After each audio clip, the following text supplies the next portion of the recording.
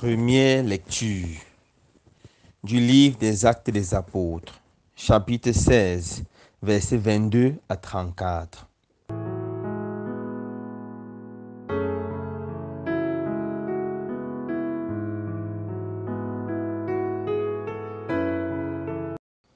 En ces jours-là, dans la ville de Philippe, les foules se déchaîna contre Paul et Silas. Les magistrats ordonnèrent de leur arracher les vêtements pour leur donner la bastonnade. Après les avoir roués de coups, on les jeta en prison, en donnant aux geôliers les consignes de les surveiller de près. Pour appliquer cette consigne, il les mit tout au fond de la prison, avec les pieds coincés dans des blocs de bois. Vers le milieu de la nuit, Paul et Silas priaient et chantaient les louanges de Dieu. Et les autres détenus les écoutaient. Tout à coup, il y eut un violent tremblement de terre qui secoua les fondations de la prison. En l'instant même, toutes les portes s'ouvrirent et les liens de tous les détenus se détachèrent. Le geôlier, tiré de son sommeil, vit que les portes de la prison étaient ouvertes. Croyant que les détenus s'étaient évadés, il dédaigna son épée et il était sur le point de se donner la mort. Mais Paul se mit à crier d'une voix forte: « Ne va pas te faire de mal, nous sommes tous là. » Ayant réclamé de la lumière, le geôlier se précipita et tout tremblant, il se jeta aux pieds de Paul et de Silas. Puis il les amena dehors et leur demanda: « Que dois-je faire pour être sauvé, mes seigneurs ?» Il lui répondit: « Crois au Seigneur Jésus et tu seras sauvé, toi et toute ta maison. » Ils lui annoncèrent la parole du Seigneur, ainsi qu'à tous ceux qui vivaient dans sa maison. À l'heure même, en pleine nuit, le geôlier les amena pour laver leurs plaies. Aussitôt, il reçut le baptême avec tous les siens. Puis, il fit monter chez lui Paul et Silas. Il fit préparer la table et, avec toute sa maison, il laissa déborder sa joie de croire en Dieu. Parole du Seigneur. Nous rendons grâce à Dieu.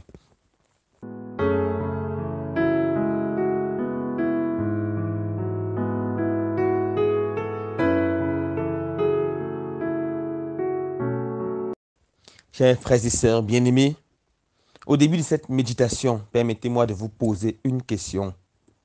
Voulez-vous faire craquer le cœur de Dieu? Voulez-vous ébranler votre roi? Si la réponse est non, ça ne vaut pas la peine de suivre la suite. Mais si la réponse est oui, je vous en prie, ouvrez large vos oreilles. Car dans la première lecture de ce jour, le Seigneur nous révèle comment nous pouvons ébranler son cœur. Paul et Silas sont arrêtés dans la ville de Philippe. Ils sont bastonnés sévèrement, puis jetés en prison avec des consignes strictes. Leurs pieds sont coincés dans des blocs de bois. Et malgré leur souffrance, au cœur de la nuit, ils se lèvent et se mettent à prier. Leur prière n'est pas une prière de demande, de supplication, mais c'est une prière de louange, d'action de grâce.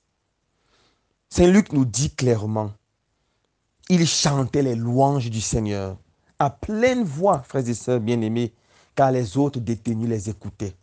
Ils chantaient les louanges du Seigneur. Et quelque chose d'extraordinaire se passe pendant leur louange. Tremblement de terre. Les fondations de la prison sont ébranlées. Les portes s'ouvrent. Leurs pieds sont débloqués. Ces gros bois qui tenaient leurs pieds s'écroulent. Et ils sont libres. Voilà la force et la puissance de cette prière extraordinaire qu'on appelle la louange. Si vous regardez le livre de Josué, vous allez voir encore la force de cette prière. Quand le peuple de Dieu ne pouvait pas entrer à Jéricho, Josué demande: 7 jours, louons simplement. Et on a mis devant les choristes, les loueurs, ceux qui transportaient les instruments. Et ils ont entendu la louange. Et le 7e jour, les murs de Jéricho s'écroulent. Voilà la force et la puissance de la louange. Regardez Job, il a tout perdu. Tous ses biens, ses enfants sont morts. Sa santé, il est extrêmement malade. Au cœur de sa maladie, il se tourne vers le Seigneur et il dit: le Seigneur a donné, Le Seigneur a repris. Que le nom du Seigneur soit béni. Et les résultats sont extraordinaires. Le Seigneur restaure totalement et entièrement Job. La louange, l'action de grâce, surtout au cœur de l'épreuve, c'est la prière la plus importante. C'est la prière centrale de tous les chrétiens. Pourquoi? Parce que la louange nous forge un cœur d'enfant, nous fait grandir dans la confiance du Seigneur, fait grandir notre foi. Et quand nous avons une foi suffisante pour être sauvés, pour être guéris, pour être libérés, le Seigneur n'hésite pas à faire éclater sa gloire. La louange doit être la prière qui accompagne tous les chrétiens et elle est plus importante que la supplication. Car celui qui loue fait confiance en Dieu.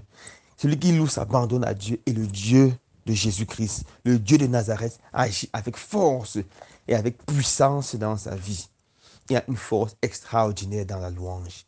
Mes frères et sœurs bien-aimés, si vous voulez faire ébranler le cœur de Dieu, si vous voulez faire craquer le cœur de Dieu, alors devenez des hommes et des femmes de louange. Ne commencez jamais votre journée sans rendre grâce au Seigneur de tout votre cœur pour le repos de la nuit, pour les grâces et les bénédictions reçues, mais aussi pour les frustrations, les maladies, les souffrances et même les échecs. Ne concluez jamais votre journée. N'allez jamais au lit sans rendre grâce à Dieu de tout votre cœur. Dites-lui merci, même pour les choses qui semblent banales, pour la nourriture que vous avez mangée, l'eau que vous avez bu, les amis, frères et sœurs que vous avez rencontrés, la joie que vous avez sémée. Rendez-lui grâce aussi pour vos difficultés, vos peurs, vos frustrations, vos souffrances, même vos maladies. Le Seigneur seul a le pouvoir de vous libérer. Que le Seigneur fasse de nous un peuple de louange à sa gloire. Loué soit Jésus-Christ.